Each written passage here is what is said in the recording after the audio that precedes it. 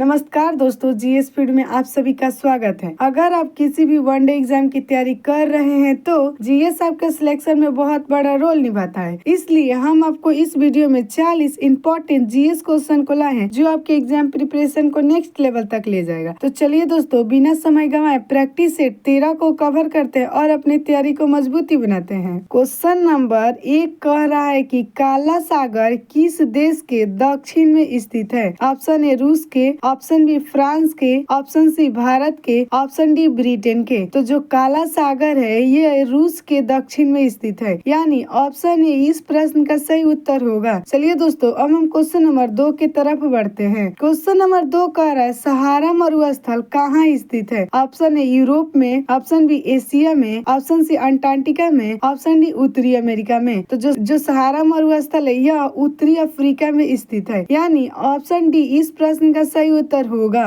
चलिए दोस्तों, अब हम क्वेश्चन नंबर 3 की तरफ बढ़ते हैं। क्वेश्चन नंबर 3 का है संसार का सबसे बड़ा मरुस्थल है? Option A Sahara, option B Thar, option C Kalahari, option D Gobi. तो जो संसार का सबसे बड़ा मरुस्थल है उस मरुस्थल का नाम है सहारा मरुस्थल। ऑप्शन ए इस प्रश्न का सही उत्तर होगा। चलिए दोस्तों, अब हम क्वेश्चन नंबर 4 की तरफ बढ़ते हैं। क्वेश्चन नंबर 4 का है दक्षिण एशिया का सबसे बड़ा मरुस्थल है? Option A Gobi, option B Thar, option C Sahara, option D Kalahari. तो जो दक्षिण एशिया का सबसे बड़ा मरुस्थल है उस मरुस्थल का नाम है थार, यानी ऑप्शन बी इस प्रश्न का सही उत्तर होगा। चलिए दोस्तों, अब हम क्वेश्चन नंबर 5 के तरफ बढ़ते हैं। क्वेश्चन नंबर 5 का है टाइफून नामक चक्रवात से कौन सा क्षेत्र प्रभावित होता है? Option A Australia, option B पश्चिमी द्वीप समूह क्षेत्र, ऑप्शन सी चीन सागर, ऑप्शन डी ये सभी। तो जो टाइफून नामक चक्रवात है उस चक्रवात से चीन सागर के क्षेत्र प्रभावित होते हैं, यानी ऑप्शन सी इस प्रश्न का सही उत्तर होगा। चलिए दोस्तों, अब हम क्वेश्चन नंबर 6 की तरफ बढ़ते हैं। क्वेश्चन नंबर 6 कह रहा है अफ्रीका महाद्वीप में सर्वाधिक जनसंख्या वाला देश है? ऑप्शन ए इथोपिया,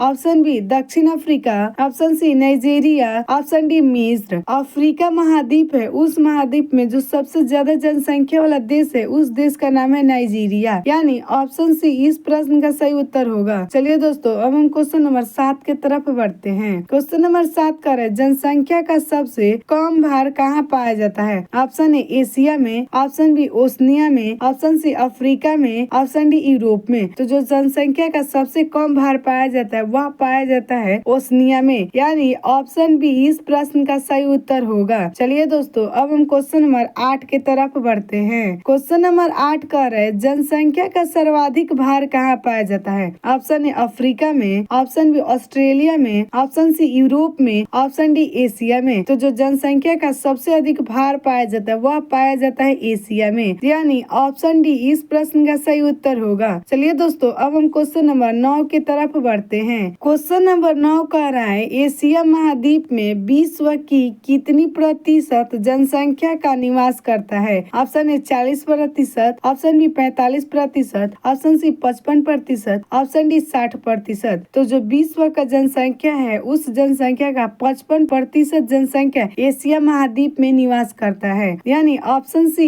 इस प्रश्न का सही उत्तर होगा। चलिए दोस्तों, अब हम क्वेश्चन नंबर 10 की तरफ बढ़ते हैं। क्वेश्चन नंबर 10 का है निम्नलिखित देशों में सबसे अधिक जनसंख्या किसकी है? ऑप्शन ए जापान की, ऑप्शन बी इंडोनेशिया की, ऑप्शन सी सूडान की, ऑप्शन डी पाकिस्तान की। तो ये जो सबसे अधिक जनसंख्या है उस देश का नाम है इंडोनेशिया, यानी ऑप्शन बी इस प्रश्न का सही उत्तर होगा। चलिए दोस्तों, अब हम क्वेश्चन नंबर 11 की तरफ बढ़ते हैं। क्वेश्चन नंबर 11 कह रहा है 1540 ईस्वी में किस युद्ध के पश्चात हुमायूं को हिंदुस्तान से बाहर कर दिया गया? ऑप्शन ए दौरा का युद्ध, ऑप्शन बी सुरगर का युद्ध, ऑप्शन सी कनौज का युद्ध, ऑप्शन डी चौसा का युद्ध। तो जो 1540 ईस्वी में युद्ध हुआ था उस युद्ध का नाम है कनौज का युद्ध, यानी कनौज के युद्ध के पश्चात हुमायूं को हिंदुस्तान से बाहर कर दिया गया, यानी ऑप्शन सी इस प्रश्न का सही उत्तर होगा। चलिए दोस्तों, अब हम क्वेश्चन नंबर 12 की तरफ बढ़ते हैं। क्वेश्चन नंबर 12 कह रहा है मेधावी राजस्व अधिकारी टोडरमल ने किसके अधीन सेवा की थी? ऑप्शन ए भगवान दास के अधीन, ऑप्शन बी हुमायूं के अधीन, ऑप्शन सी बाज बहादुर के अधीन, ऑप्शन डी शेर शाह के अधीन। तो जो मेधावी राजस्व अधिकारी टोडरमल है वह टोडरमल शेर शाह के अधीन सेवा दिए थे, यानी ऑप्शन डी इस प्रश्न का सही उत्तर होगा। चलिए दोस्तों, दोस्तों अब हम क्वेश्चन नंबर 13 की तरफ बढ़ते हैं। क्वेश्चन नंबर 13 कह रहा है पानीपत की द्वितीय लड़ाई किन दो सेनाओं के बीच लड़ी गई थी? ऑप्शन ए बाबर तथा लोधी साम्राज्य, ऑप्शन बी बाबर तथा राणा संगा, ऑप्शन सी अकबर तथा हेमू, ऑप्शन डी अकबर तथा मेवाड़ के राजा। तो जो पानीपत का द्वितीय लड़ाई लड़ा गया था वह लड़ा गया था अकबर तथा हेमू के बीच में, यानी ऑप्शन सी इस प्रश्न का सही उत्तर होगा। चलिए दोस्तों अब हम क्वेश्चन नंबर 14 की तरफ बढ़ते हैं। क्वेश्चन नंबर 14 का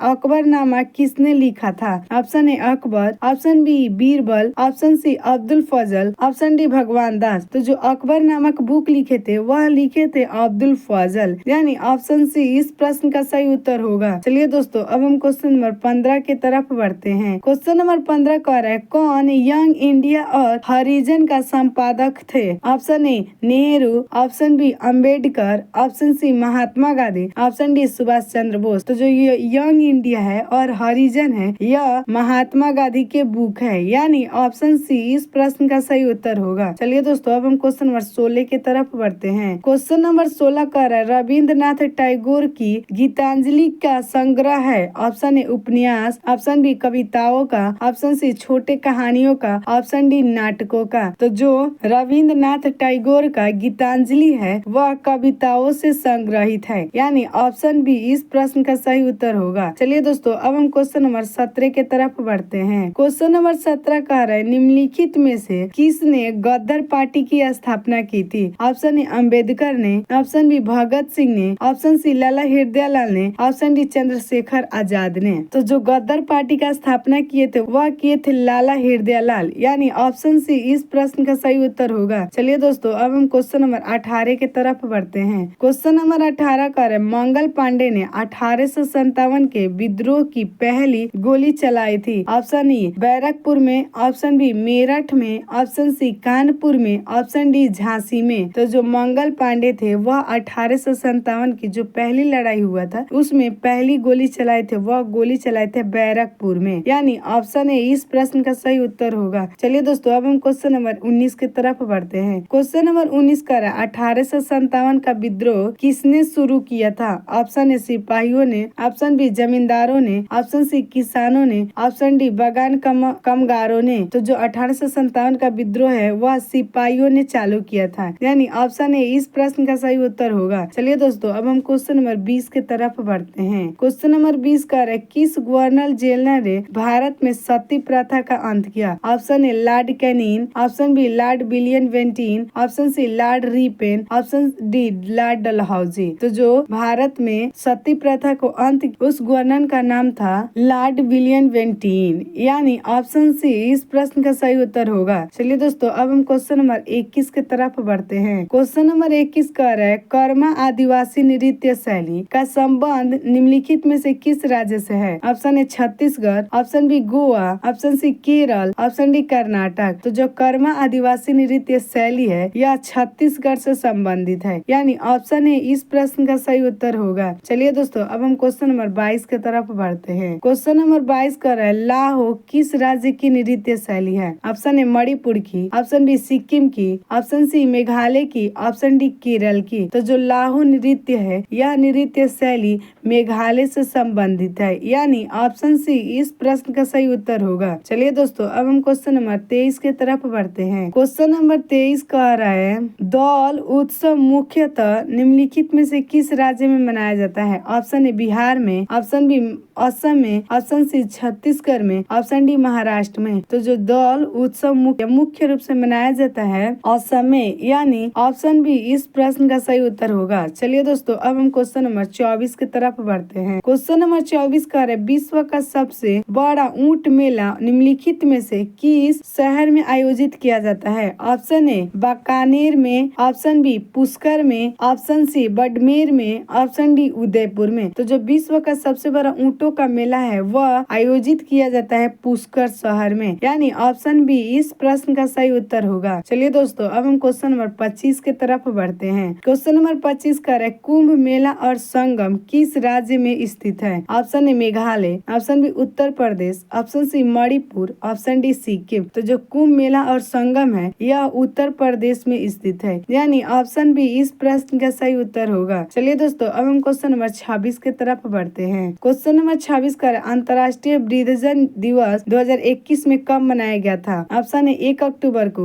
ऑप्शन बी 3 अक्टूबर को, ऑप्शन सी 4 अक्टूबर को, ऑप्शन डी 2 अक्टूबर को। तो जो अंतर्राष्ट्रीय वृद्धजन दिवस है वह 2021 में मनाया गया था 1 अक्टूबर को, यानी ऑप्शन ए इस प्रश्न का सही उत्तर होगा। चलिए दोस्तों, अब हम क्वेश्चन नंबर 27 के तरफ बढ़ते हैं। क्वेश्चन नंबर 27 कह रहा है भारत में राष्ट्रीय सांख्यिकी दिवस को मनाया जाता है। ऑप्शन ए 22 जून को, ऑप्शन बी 15 जून को, ऑप्शन सी 28 जून को, ऑप्शन डी 29 जून को। तो जो भारत में राष्ट्रीय सांख्यिकी दिवस है वह मनाया जाता है 29 जून को, यानी ऑप्शन डी इस प्रश्न का सही उत्तर होगा। चलिए दोस्तों, अब हम क्वेश्चन नंबर 28 के तरफ बढ़ते हैं। क्वेश्चन नंबर 28 का है यदि ब्याज दर बढ़ती है तो धन की मांग क्या होती है? ऑप्शन ए पहले बढ़ेगी फिर घटेगी, ऑप्शन बी बढ़ेगी, ऑप्शन सी सामान्य रहेगी, ऑप्शन डी घटेगी। तो यदि ब्याज का मांग मतलब दर बढ़ेगा तो जो धन का मांग है ना वह घटेगा, यानी ऑप्शन डी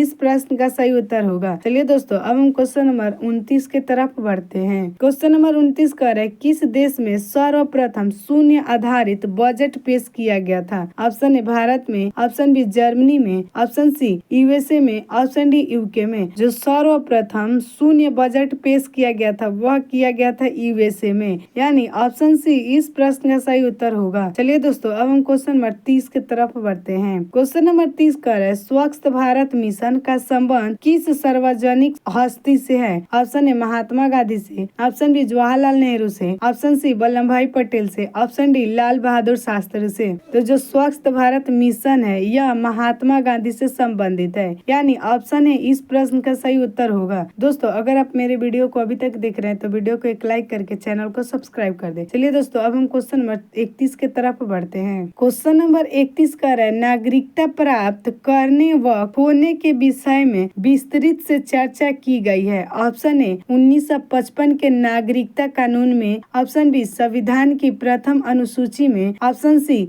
संसद के विविध अधिनियमों में, ऑप्शन डी संविधान के भाग 2 में। तो जो नागरिकता प्राप्त और खोने के विषय है यह विस्तृत रूप से चर्चा की गई है संविधान के 1955 में नागरिकता कानून में, यानी ऑप्शन ए इस प्रश्न का सही उत्तर होगा। चलिए दोस्तों, अब हम क्वेश्चन नंबर 32 के तरफ बढ़ते हैं। क्वेश्चन नंबर 32 का है कितने वर्षों तक लगातार बाहर रहने पर नागरिकता समाप्त हो जाती है? ऑप्शन ए 5 वर्षों पर, ऑप्शन बी 7 वर्षों पर, ऑप्शन सी 9 वर्षों पर, ऑप्शन डी 3 वर्षों पे। तो 7 वर्षों तक बाहर रहने पे आपको नागरिकता समाप्त कर दी जाती है, यानी ऑप्शन बी इस प्रश्न का सही उत्तर होगा। चलिए दोस्तों, अब हम क्वेश्चन नंबर 33 के तरफ बढ़ते हैं। क्वेश्चन नंबर 33 कह रहे निम्न में से किस स्थिति में किसी व्यक्ति को भारतीय नागरिकता से वंचित नहीं किया जा सकता है? ऑप्शन ए निर्वाचन के दौरान, ऑप्शन बी आपातकालीन के दौरान, ऑप्शन सी युद्ध के दौरान, ऑप्शन डी उपयुक्त सभी। तो ये सभी के दौरान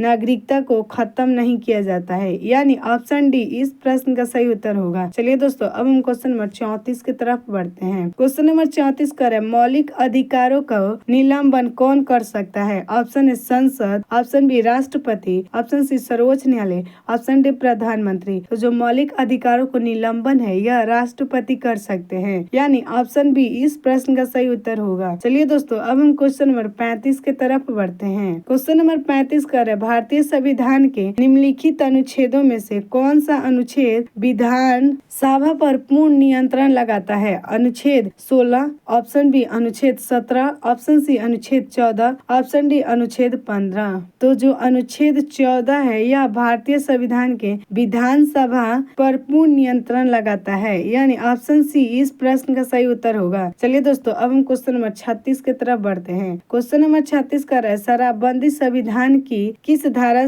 में निर्देशित है? ऑप्शन ए धारा 47, ऑप्शन बी धारा 37, ऑप्शन सी धारा 50, ऑप्शन डी धारा 48। तो जो शराबबंदी संबंधित बातें हैं वह धारा 47 में किया गया है, यानी ऑप्शन ए इस प्रश्न का सही उत्तर होगा। चलिए दोस्तों, अब हम क्वेश्चन नंबर 37 के तरफ बढ़ते हैं। क्वेश्चन नंबर 37 का है संविधान का कौन सा अंश भारत के नागरिकों को आर्थिक न्याय प्रदान करने का संकेत करता है? ऑप्शन ए मौलिक अधिकार, ऑप्शन बी राज्य के नीति निर्देश निर्देशक तथ्य, ऑप्शन सी प्रस्तावना, ऑप्शन डी उपयुक्त सभी। तो जो राज्य का नीति निर्देशक तथ्य है वही नागरिकताओं को आर्थिक न्याय प्रदान करने का संकेत करता है, यानी ऑप्शन बी इस प्रश्न का सही उत्तर होगा। चलिए दोस्तों, अब हम क्वेश्चन नंबर 38 के तरफ बढ़ते हैं। क्वेश्चन नंबर 38 कर है, नामांकन के समय उपराष्ट्रपति पद के उम्मीदवार को जमानत के तौर पे कितना रुपया जमा करना पड़ता है? Option A 10,000, option B 15,000, option C 18,000, option D 20,000। तो जमानत के तौर पे जमा करना पड़ता है उपराष्ट्रपति को, वह पैसा है 15,000, यानी ऑप्शन बी इस प्रश्न का सही उत्तर होगा। चलिए दोस्तों, अब हम क्वेश्चन नंबर 39 के तरफ बढ़ते हैं। क्वेश्चन नंबर 39 कर है, भारत के उपराष्ट्रपति के निर्वाचन से संबंधित विवादों को कौन तय करता है? ऑप्शन ए राष्ट्रपति, ऑप्शन बी निर्वाचन आयोग, ऑप्शन सी सर्वोच्च न्यायालय, ऑप्शन डी राज्यसभा अध्यक्ष। तो जो सर्वोच्च न्यायालय है वह उपराष्ट्रपति के निर्वाचन से संबंधित विवादों को तय करते हैं, यानी ऑप्शन सी इस प्रश्न का सही उत्तर होगा। चलिए दोस्तों, अब हम इस प्रैक्टिस सेट के लास्ट क्वेश्चन यानी 40 की तरफ बढ़ते हैं। क्वेश्चन नंबर 40 का है, भारत के उपराष्ट्रपति को पद पर लगातार 2 बार कौन रहे थे? Option A doctor S Radhakrishnan, option B Shri R V Venkataraman, option C doctor Shankar Dayal Sharma, option D Shri V Giri. तो जो 2 बार उपराष्ट्रपति के पद पे लगातार रहे हैं उस व्यक्ति का नाम है डॉक्टर एस राधाकृष्णन, यानी ऑप्शन ए इस प्रश्न का सही उत्तर होगा। दोस्तों, अगर आप मेरे वीडियो को अभी तक देख रहे हैं तो वीडियो को एक लाइक करके चैनल को सब्सक्राइब करके और कमेंट में जरूर बताएं कि 13 नंबर प्रैक्टिस सेट के 40 क्वेश्चन में से आप कितने क्वेश्चन को सही कर पा रहे हैं।